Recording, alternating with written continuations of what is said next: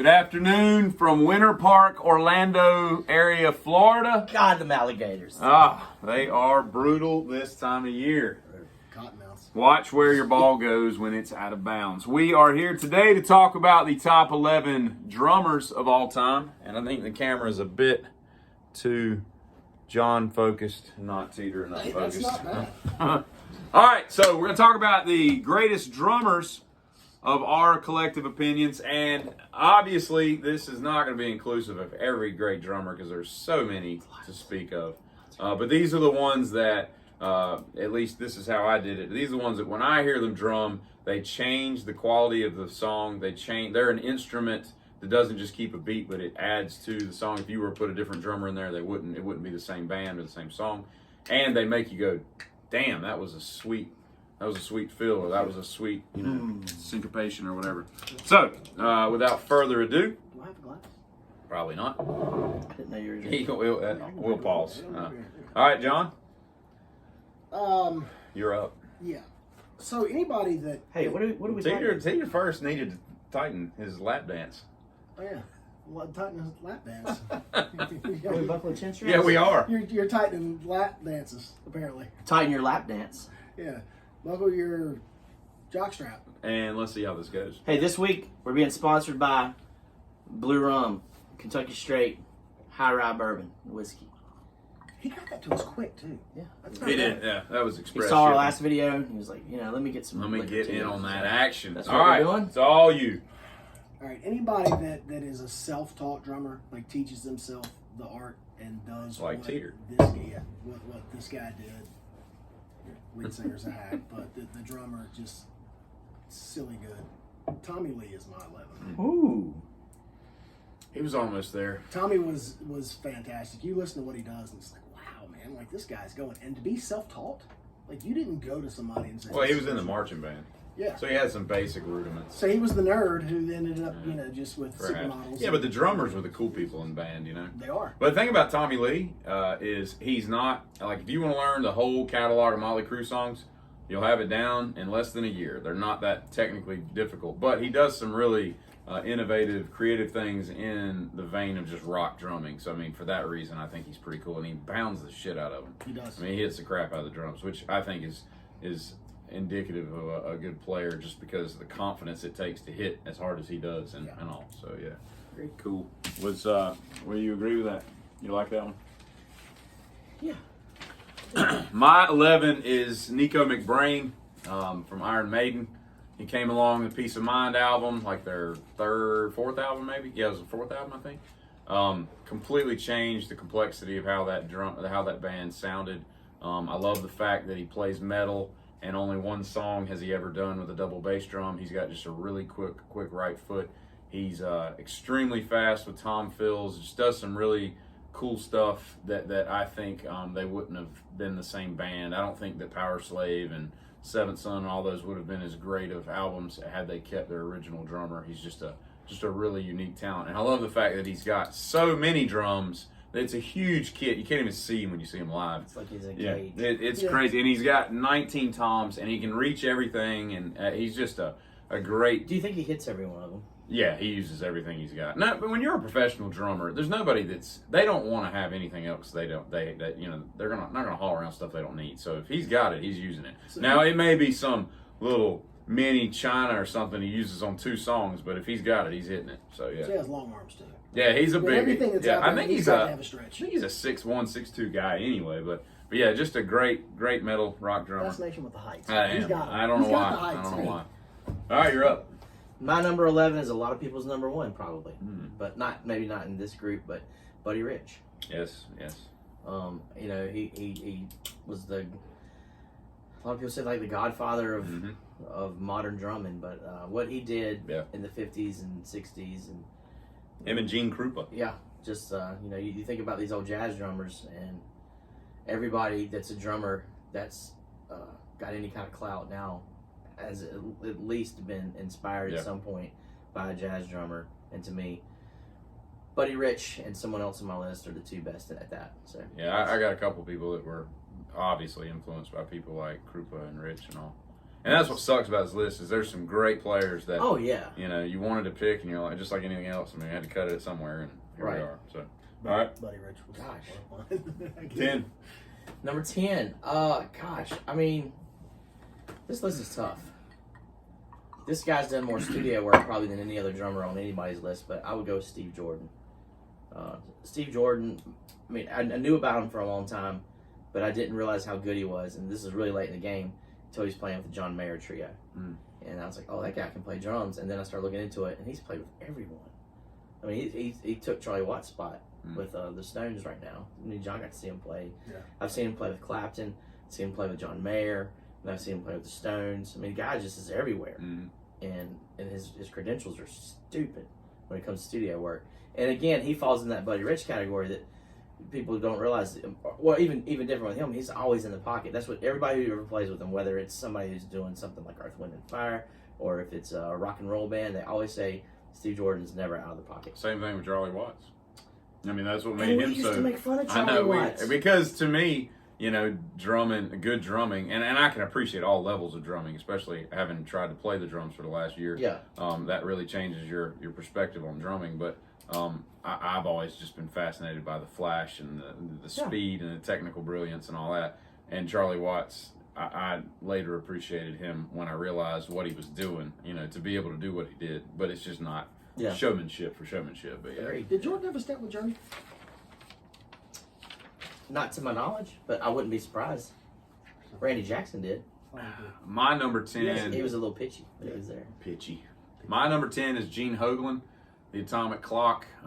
His own band, Dark Angel. He was in Death. He played with.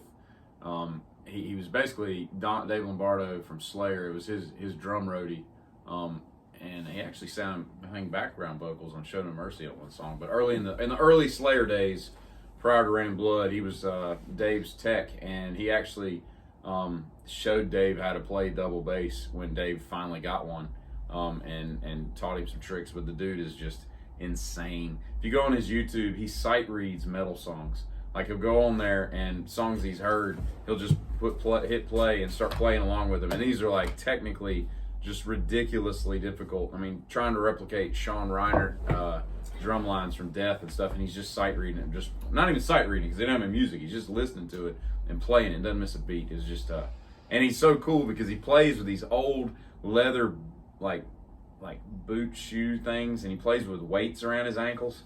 And he's just ridiculously fast and just an amazing. And he's so, he's lost a lot of weight, but he was always a really big dude. And you would look at him because drumming is a physically taxing job if you play, especially if you're playing a metal band. And he just made it look easy. Makes you wonder how Vinnie Paul did it. Yeah. I think he wasn't as big because he was only like 5'8", 5'9". He was not that tall, but he's not as big as you thought he was, perhaps. But yeah, he was kind of hefty. Yeah. So I just want to point out real quick.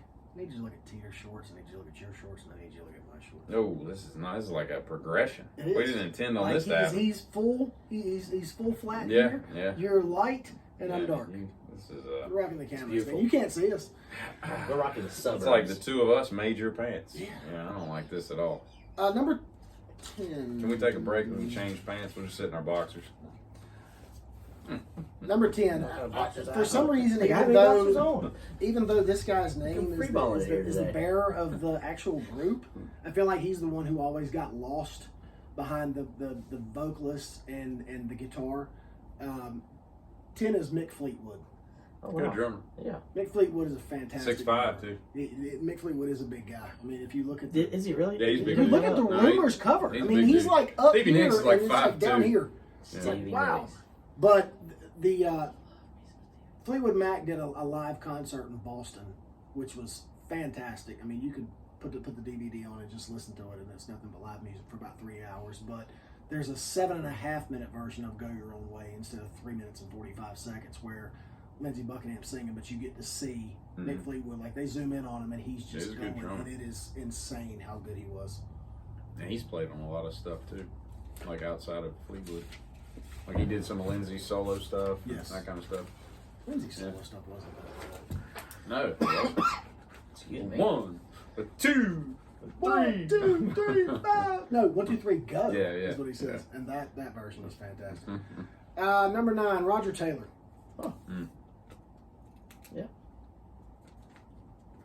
Listening, like watching the movie, you get to see. I mean, him and Brian May are the original guys, and Freddie Mercury comes in as the little. He's in love with his car. I'll tell you that Is he much. like Armenian or something? What was he? Persian, Armenian? What Who, was Roger Taylor? No, Freddie. Oh yeah. I think Armenia sounds right. But you know, the guy he wants a chance, and he goes and watches. I can't remember what the name of the original band was. It was something really King. weird. Yeah, King something.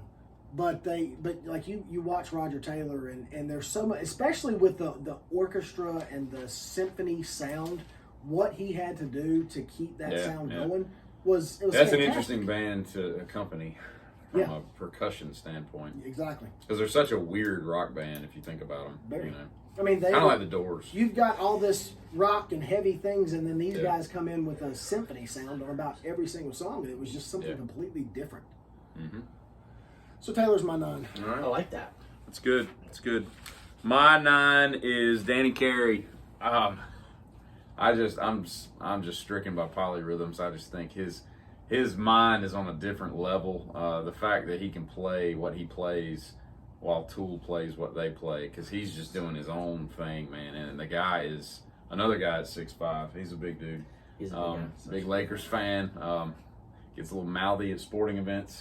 But wasn't it a sporting event? He got arrested. Well, he played drums at the sporting event. Well, he played at the big house in Kansas, and then he got arrested in the airport. Yeah, airport. Okay, You all could right. probably play for him. Yeah, but dude, the guy, he's just a cool character. If you ever listen to interviews with him, he's just a cool dude. But I mean, his mind works in a completely different way than 95% of drummers and guitarists, for that matter. I mean, just the stuff that he constructs and the polyrhythms that he comes up with, and like the jungle beats and stuff that they play, and they mix in, and it just turns into heaviness. And they're not. Nobody knows who Tool is without Danny Carey.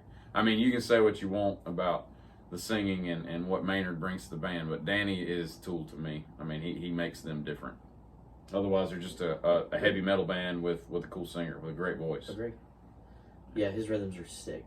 Very much so. And if you don't play drums or you don't understand, look, Animals on the TV. That's pretty cool. If you don't understand music and you just watch Danny Carey play, like maybe you don't pick up on it, but if you can start just listen to like a Tool song with just like isolated drums, and it'll blow your mind. It's just evil. Does anybody have Animal? No. He always made the cut. He played against Buddy Rich though. He did. Remember? Yes. I do remember that. Anyway, and then you know who they modeled Animal after? Keith Moon. Keith Moon. Keith Moon. That's right, yeah. Who almost made my list, because to me, that's another band that doesn't exist without Keith Moon. Because Keith Moon, his drums were a solo instrument. Pete played like the rhythm, and Keith played solos. Man, his songs, his fills, they were just they wouldn't have been the same if you'd have put Bonham or somebody, just a regular rock drummer in that band. Not the same band. No, he's not. I'm a little metal heavy. There's gonna be some people you don't know. So, yeah. All right. My number 9 is Levon Helm Okay. in the band. Okay. I mean, multi-talented. He was a great drummer, but you got to give him props too. He was a songwriter, singer. Yeah. So to sing and play drums, It's at the cool same to time, watch. Yeah. Yeah. And you don't Pretty see it good. enough. Yeah. I mean, you can think of like 4 people that do it. You know, Phil Yeah. Collin. I mean, the people like that. Don Henley. You know, there's not too Yeah. many. There's not too That's many. very true. Who was System of a Down drummer? I can't pronounce his name. He's good. He's a badass drummer. Yeah, he's good. The whole band's good, but yeah, he's good. Chavo is the bassist. I can't remember. Is it John? Then he's got some. It's Demargian or something like that. I think it's John Demargian or something like that. I could be off, but it's something like that. You know? I can't pronounce it. I just know he's good. Yeah. Asking. They're Armenian, I believe. Yeah, they're almost certain. they're different. Yeah. You go again, right? Grab a brush and put on a little makeup. You know, I mean, just do whatever you got to do. Grab a little brush, put them in. Oh, Number 8 for me is Stewart Copeland of the Police. Mm-hmm. You will hear that again. you will. He's just, you know, He's so brilliant. he's brilliant. Yeah. 6'2". You just making He's, shit up. no, I'm not. Now He's you a are. top. Now you're making He's shit up. 6'2". How tall is Gordon Sumter? Sting's like just a regular height. He's like like 5'11", something like You that. knew he was But no, Sting. Man, that Stewart. was to try to be a trick question. Yeah, I know. I like No, it. Stewart's 6'2". He's a Can't tall trick guy. him. Because Andy Summers like 5'7". Yeah, He's a tiny guy. Tiny guy. But yeah, Stewart Copeland. I think he's Stewart Copeland is awesome. Yeah, he's in top. He's kind of a dick. And did you know that Stewart Copeland, he's done so many scores. like for movies. I did not know that. Yeah, he's a very prolific instrumentalist, much less a drummer. But and one of the rare dudes that uses traditional grip, like Neil Peart. I mean, he plays with the, instead of match grip, he plays with traditional grip. Yeah. And even though he's left-handed, he plays right-handed kit. His syncopation is just off the charts. His hi-hat and his bass are always in line with one another. Just great. Yeah. They're not that. And here's the thing, like they're a trio, right? Mm-hmm. And Sting writes brilliant bass lines and absolutely brilliant melodies. Then you got Andy, who's doing these weird ambient chords and stuff. If you don't have a drummer like Stewart Copeland in that Filling up band, that space. yeah, he's got to. They've got. I mean, a trio is a tricky thing, man. You look at Cream, you look at Government Mule. They've got to all be able to own their instruments and do something unique with it, or it's just a lot of dead space. That's the biggest part of the whole thing. Yeah. Own your do your part, and set yourself apart from other people. All right. My next one is Carter Beauford. I love Carter Beauford. He is just.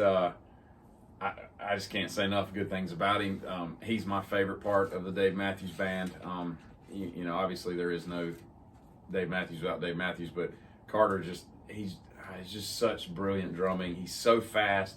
He is absolutely technically brilliant. You could put him in a thrash metal band. You could put him in a jazz trio. You could put him in anywhere, and he'd be able to play with all of them. He's just great. I like the way he uses his hi-hat on the right. Yeah, he doesn't. Is a little weird looking, and I remember. Yeah, and I got Under the Table and Dreaming on VHS, and I wore that thing out. I had that. Table and Drumming. I'm sorry. Yeah, Under the Table and Drumming. Good call. And I wore that out just listening to him just take apart all of his parts and stuff and all. Just a brilliant player. I love him. I like it. It's a good pick. I'm not a fan of the spandex shirts though. That's a little weird to me. He doesn't wear them anymore. Now he wears his jerseys. Okay. Whatever city he's in is a jersey. So does Danny Carey. Oh, that's cool. Yeah, but he wears like hockey jerseys because he's a bigger guy. Who? Carter does. Yeah, I was gonna say because he Hockey plays and soccer. He wears Lakers jerseys. Yeah, wherever they play, they usually give him a jersey. There. Gotcha. Stuff. All right. Number 8 is the Don Henley All right. of another group. Come on, Peter. No, he said Don Henley of another. Don group. Henley of another. Oh, okay. Of another group. Played the drums, did some singing. Self-loathing asshole who was the front man decided he was bigger than the band, and the guy said, "Don't worry about it. Here, just take these drumsticks. I got the rest of it. I can still do it from back here." Phil Collins. Easy Lover. That is a great Bailey. drum song. Yes. Great drum song. In And- fact, I got something to say about that too. Yeah. And the fact that he played as masterful as he did and was still able, I mean, you got to think, just sitting back there just wailing away is one thing. Tommy Lee didn't fucking sing background. These guys are doing their own thing, but you have to keep everything together and make sure you stay with the lyrics and the vocals as you're still doing it. That's impressive. Mm-hmm. I mean, Don Henley doing it was impressive. And speaking of Tommy Lee too, I can't think of another drummer who plays the piano and then switches the drums real quick. Can you? I mean, granted, you because can't. Tommy actually did Home Sweet Home. Well, he wrote that. He wrote that. Yeah, he wrote. Vince couldn't play a mouth harp. Okay, twang. He plays the piano live and then jumps in, but there's like one note he can't hit because you've got to do them simultaneously. But think who else? Yeah, who else has played the piano and immediately switched to the drums? Can you think of one? Does that exist? I can't think of one. But yeah, Phil Collins is awesome, and unfortunately, he's like wheelchair bound and like he's done, man. If you ain't seen Phil Collins, which I have not. You're not going to, unless you befriend him and go to his house. A guy that I used to play golf with every now and then, a good friend of Ty's actually, went and saw him in Virginia 2 years ago. Pronounced vagina. Okay. Went and saw him in Virginia 2 years ago and recorded like video live of him singing. He still sings. Yeah, It sounded fantastic. Yeah. He really did. He's a great. And he's what, 72, 73? He ought to be at least, yeah. And he's short. He's like 5'7". He's a little fella. He is a little guy. How tall is he? He's like 5'6", 5'7". There's no like. I need you to know exactly. It's like Billy Joel. He's a tiny little dude. Billy Joel's like 5'5", and he used to be a boxer. Yeah. Most boxers are little. Yeah, but no. Like a super flyweight. Like what kind of reach he got? That guy still talks. Those guys are little. Brinkley. I don't care. Billy Joel ain't getting on the inside of me. He got on the inside of Christy Brinkley. 20 years dumping, just straight dumping. 20 years. It's like, what is going on right now? You seen that kid? It was the money. God. It was the money. Hey man, All right, what's your next one? give me his money. Brutal. Or did you do two? No, I did one. Okay. 7 is Charlie Watts. Man, I get it. I mean, I get it now. I didn't get it 25 years ago. Yeah, but I don't know if I'd pick him in my top 11. He almost made my top 11. Yeah. Now you know he's not in it, but he almost made it. And don't get me wrong. I mean, you've got Keith and you've got Mick. They run the show. But if you have to take some of that out and listen to the back. Well, if you listen to them talk, he's the backbone. I mean, Mick still talks about it now. He Right. said, we didn't even want to go back on tour because we lost Charlie, and you can't replace Charlie. Now they've done a good job with Steve Jordan, but Charlie was Charlie, and it's when you do that for 50 years. It's hard to replace that because it's like every breath of everything that's going to happen. Right. You've done it that long. I wonder if Charlie was bored though. Never. No, I How don't. can you be bored in that group? There's no way. I don't know, man. Have you read Keith's book? No. Oh, there's a great story about Charlie Watts. Yeah. I'm just saying. They were filming Exile, or they were taping Exile, recording Exile, and Mick had slept. So they were recording it in what city?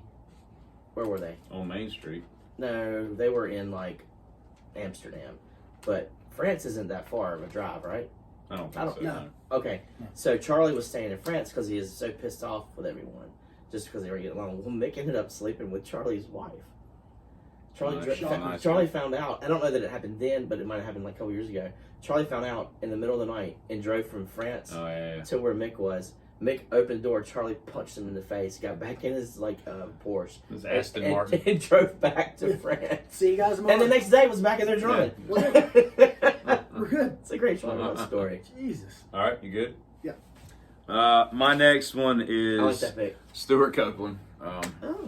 So I just he was one of my favorite drummers from the moment I started listening to the Police, and I just think the Police can't be touched. I think they're just a brilliant band. They're probably in my easily my top 10, maybe higher. But I love them, and he's a huge part of why.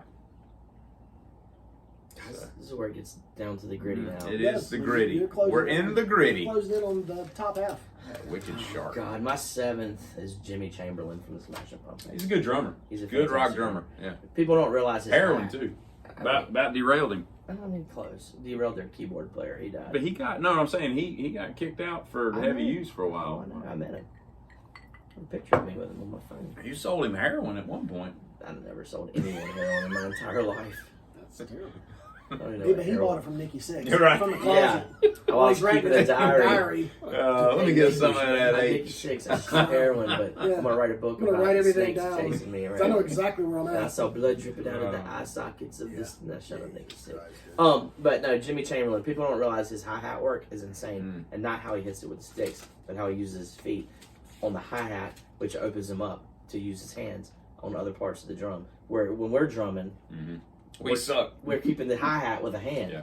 He's keeping the hi-hat rhythm with a foot, which opens him up to do all these crazy things that he does. But Yeah, he's good. he's my number 7. Man, this is where it's getting really crazy, though. I'm really torn on these last few ones, but I go Dave Grohl 6. I knew somebody was gonna pick him. Yep. I go Dave Grohl 6. He was the I drummer. mean, he's a good drummer. Don't get me wrong, No, but he's a he's fantastic he's drummer. just Fantastic drummer. He's a fantastic drummer. he's a great rock drummer, but Yeah. he doesn't do any to me like. We didn't say not rock drummers all the No, time. no, I'm saying like he's just a hard-hitting, really solid, above-average rock drummer, but he doesn't do anything crazy. Yeah. Like Travis Barker, for example, if he played in the Foo Fighters, I think Taylor was a better. Disagree. Okay, I thought he was better for the Foo Fighters. I thought Well, and Dave was better in Nirvana. Like this, just Yeah. kind of two Dave different wrote styles. those drum. You He did, you but- honestly think Taylor Hawkins picked those drum lines? Yeah. No way. Yeah.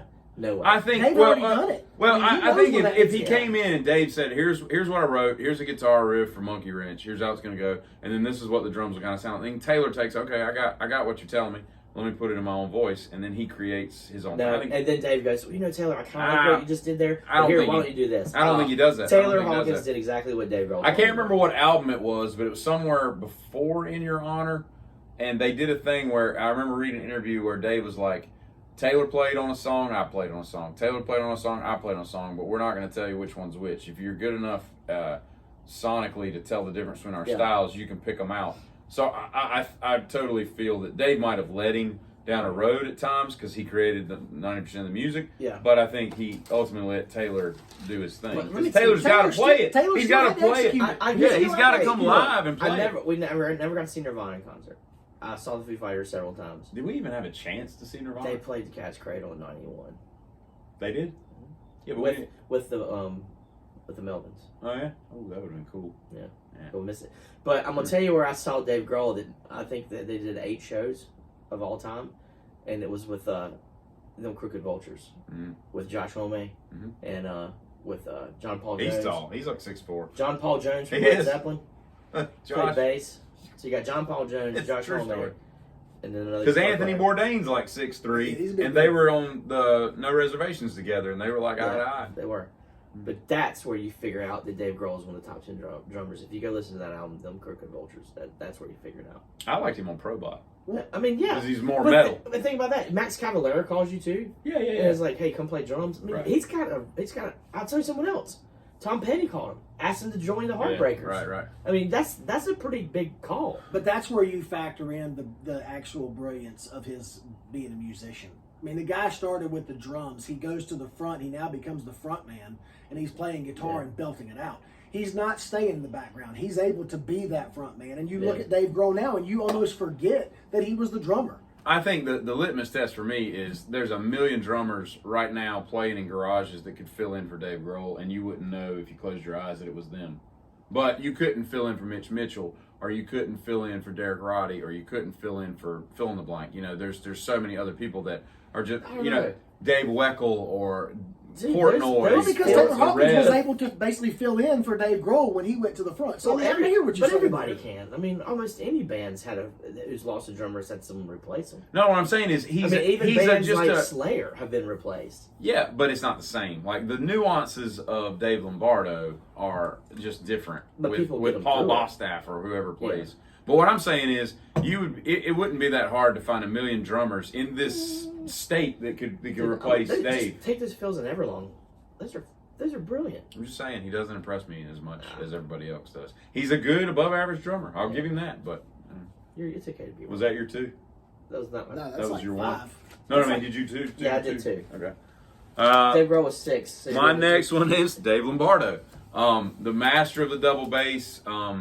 He is Slayer to me. Him and Jeff Hanneman create Slayer. Dave's one of them dudes that doesn't go. He's like, and like his fills are just in the metal context. He just has like this crazy way of being really creative, wicked fast. He plays heels up with his double bass. He's just an amazing guy, and there are so many like hundreds and hundreds of popular metal drummers that owe everything they got to Dave Lombardo because of the style that he created, mostly in Rain and Blood, but all of Slayer's tenure in the classic Slayer lineup. If there's no Dave Lombardo, there's no fill in the blank current metal.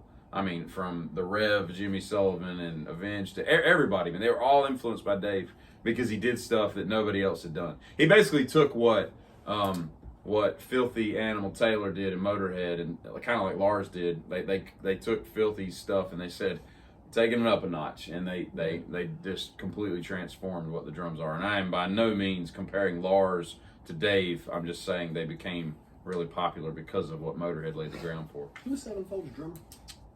It was Jimmy. He OD'd, and then they got Portnoy played on Nightmare. Yeah. And now they got, I can't remember the guy's name. They've had a couple guys fill in. Was he in Dream Mike, Theater? Yeah. Mike Portnoy?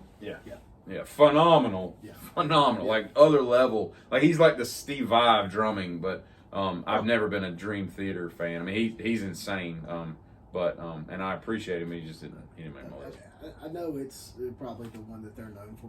Nightmare is a badass. They're great, man. I mean, that's a blood pumping song. Yeah, I love their White album. Basically, they're self-titled. That's my favorite. They got, and man, I'm gonna tell you what. Sinister Gates is one of the most evil guitarists this side of Randy Rhoads. That dude's stuff is so difficult to play. It's not even funny. I couldn't name one song, Bob. Really, you never listened to him? Who? Yeah, you could. You could do like backcountry and stuff. Yeah.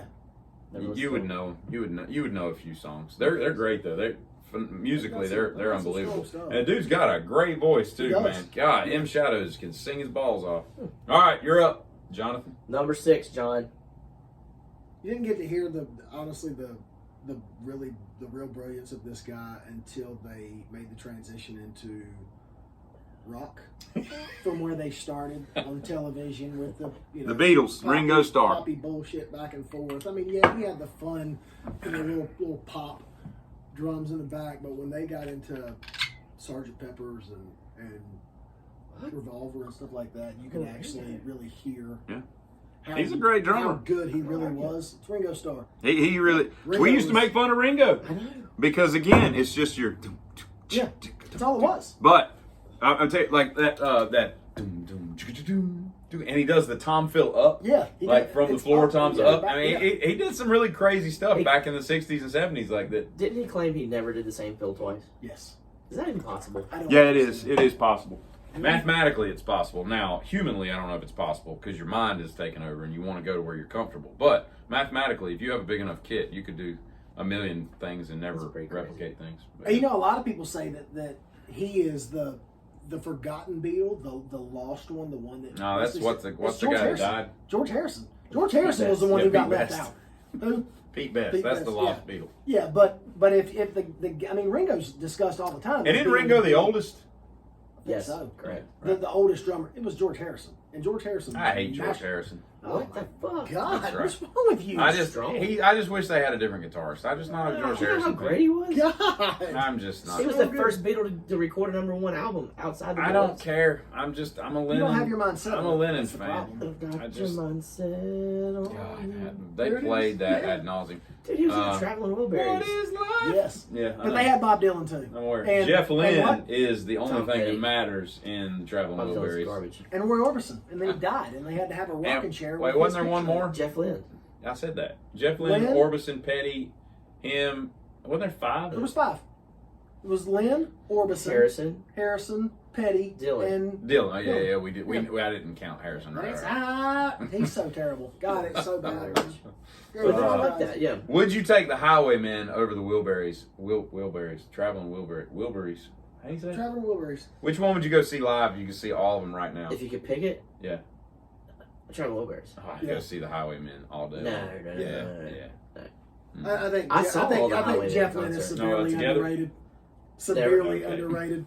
Who? But I Jeff Lynne, severely Yeah, he is underrated. good. He is good. I'll tell you You another said one's underrated, underrated. underrated. Mike Campbell, underrated. From Town Petty, his guitarist. Yeah. That dude got some weird dread stuff going on, but he's a really underrated guitarist. Doesn't like washing his hair. Down.